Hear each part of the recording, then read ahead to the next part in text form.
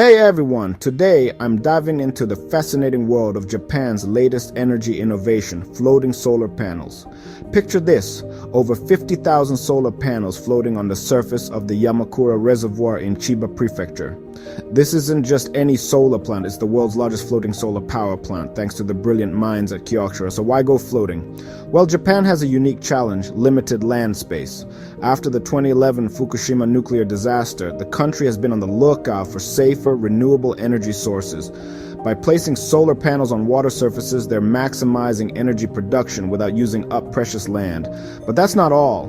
These floating panels offer some cool benefits. First, they help reduce water evaporation from the reservoir, and second, the water acts as a natural coolant, preventing the panels from overheating and boosting their efficiency.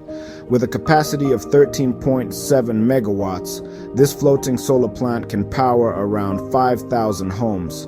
That's a significant step towards a greener future. Japan's innovation is catching on globally, too. Countries like the UK, Spain, and Italy are exploring similar projects. In fact, the UK is already working on a large floating solar farm in Greater Manchester. So there you have it.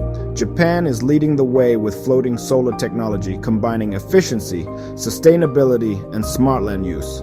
It's exciting to see how this pioneering project will inspire more floating solar farms worldwide. Thanks for watching. Don't forget to like, subscribe, and hit that bell icon for more tech insights. See you in the next video.